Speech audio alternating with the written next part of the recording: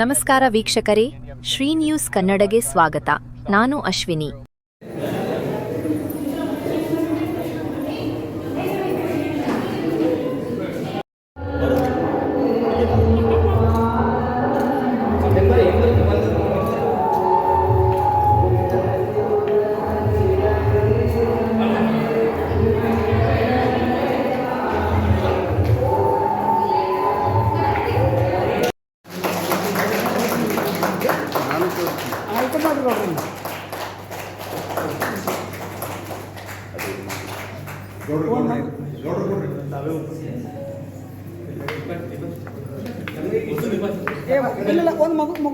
ಸಿದ್ದೇಶ್ವರ ಶ್ರೀಗಳ ಆಶೀರ್ವಾದಗಳನ್ನು ನೆನೆಯುತ್ತಾ ಹಚ್ಚೋಣ ಬನ್ನಿ ಅಜ್ಞಾನದ ಕತ್ತಲೆಗೆ ಅರಿವಿನ ಪ್ರಣತೆ, ದ್ವೇಷದ ಈರುಳಿಗೆ ಪ್ರೀತಿಯ ಹಣತೆ, ಹಚ್ಚೋಣ ಬನ್ನಿ ಸ್ವಾರ್ಥದ ತಮಸ್ಸಿಗೆ ತ್ಯಾಗದ ಹಣತೆ, ಸ್ವೇಚ್ಛೆಯ ತಿಮಿರಕ್ಕೆ ಸಂಸ್ಕಾರದ ಹಣತೆ, ಹಚ್ಚೋಣ ಬನ್ನಿ ಮತ್ಸರದ ಮಚ್ಚಿಗೆ ಮಮತೆಯ ಹಣತೆ, ಕಿಚ್ಚಿನ ಅಂಧಾರಕ್ಕೆ ಶಾಂತಿಯ ಪ್ರಣತೆ.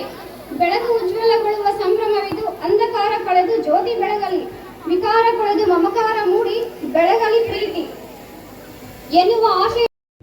ಕಲಿಯುವುದಿಲ್ಲ. ಇಲ್ಲಿ ಯಾವುದು ಕಲಿಯುವುದಿಲ್ಲ ಹೇಳಿ, ಬದುಕೇ ಒಂದು ಕಲಿಕೆ.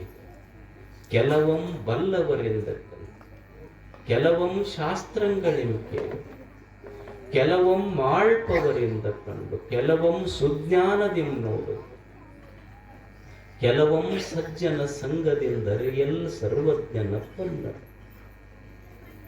ಹೆಂಗ ಕಲಿಯುವುದು ಮನುಷ್ಯ ಅಂದ್ರೆ ಬರೀ ಪುಸ್ತಕ ನೋಡಿಲ್ಲ, ಕೆಲವೊಮ್ಮೆ ಬಲ್ಲವರಿಂದ ಕಲಿತು.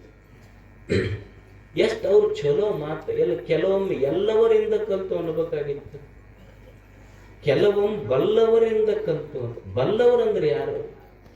ಏನ್ ಲೇಬಲ್ ಹಚ್ಕೊಂಡು ಅಡ್ಡಾಡ್ತಾರ ಊರಾಗ? ಹೆಂಗ್ ಪಾರ್ಲೆ ಬಿಸ್ಕೆಟ್ಗಿದು ಪಾರ್ಲೆ ಬಿಸ್ಕೆಟ್, ಕೋಲ್ಗೇಟ್ಗಿದು ಕೋಲ್ಗೇಟ್ ಅಂತ ಇರ್ತೈತಿ. ಹಂಗ ಅವ್ರ ಹಣಿ ಮೇಲೆ ಇವ್ರು ಬಲ್ಲವರಪ್ಪ ನಮ್ಮ ಊರಾಗ ಅಂತ. ಬಲ್ಲವರು ಅಂದ್ರೆ ಯಾರಂದ್ರ ಊರಾಗ ಬೆಂಕಿ ಹಚ್ಕೊಂತ ಅಡ್ಡಾಡವ್ರು ಬರಲ್ಲ. ಬಲ್ಲವ್ರು ಯಾರು? ಯಾರು ಬಲ್ಲವರು ಅಂದ್ರ ನಮಗೇನು ಗೊತ್ತಾಗ್ತಿದ್ದ? ನಾವು ಕಣ್ಣು ಬಿಟ್ಟಾಗ, ಕಣ್ಣು ತೆಗೆದಾಗ, ಕಣ್ಣು ತೆಗೆದ ತಕ್ಷಣ ನೋಡಾಕ್ ಕಲಿಸ್ದವ್ರು, ನುಡ್ಯಾಕ್ ಕಲಿಸ್ದವ್ರು, ಕೈ ಹಿಡಿದು ನಡ್ಯಾಕ ಕಲಿಸಿದ ನಮ್ಮ ತಂದೆ ತಾಯಿಗಳೇ ನಮಗೆ ಮೊದಲು ಭೇಟಿಯಾದ ಬಲ್ಲವರು. ಅವರೇ ನಿಜವಾದ ಬಲ್ಲವರು. ಇಂಕೆಂತ ದೊಡ್ಡ ಬಲ್ಲವರು. ಪ್ರಪ್ರಥಮದಲ್ಲಿ ಶ್ರೀ ಸಿದ್ದರಾಮೇಶ್ವರ ವಿದ್ಯಾವರ್ಧಕ ಸಂಘ ಶಿವಣಗಿಯವರಿಗೆ ಅಭಿನಂದನೆಗಳನ್ನ ಕೃತಜ್ಞತೆಗಳನ್ನ ಹೇಳಲಿಕ್ಕೆ ಇಚ್ಛೆಪಡ್ತಾ ಇದ್ದೀನಿ ನಾನು. ಯಾಕೆ ಅಂದರೆ ಈ ಸಂಸ್ಥೆ ಮುಂಬರುವಂತಹ ದಿನದಲ್ಲಿ ಇನ್ನೂ ಎತ್ತರಕ್ಕೆ ಬೆಳೀಲಿ ಅಂತ ಹಾರೈಸಿ, ಬಹುಶಃ ಇವತ್ತು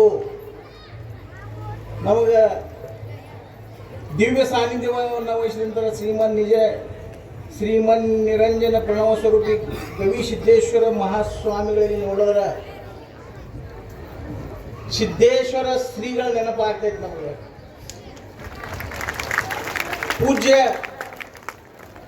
ಸಿದ್ದೇಶ್ವರ ಶ್ರೀಗಳು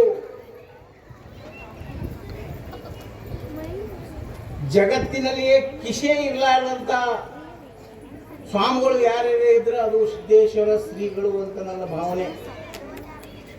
ಜೊತೆಗೆ ಬಂಧುಗಳೇ, ನಾನು ಹೆಚ್ಚಿಗೆ ಮಾತನಾಡಲಾರದೆ, ಯಾಕಂದ್ರೆ ನನಗೂ ಚೆನ್ನಾಗಿ ಗೊತ್ತಿದೆ ನೀವೆಲ್ಲರೂ ಇಲ್ಲಿ ಬಂದದ್ದು ಶ್ರೀಗಳ ಆಶೀರ್ವಚನವನ್ನು ಕೇಳಲಿಕ್ಕೆ ಬಂದಿರಿ.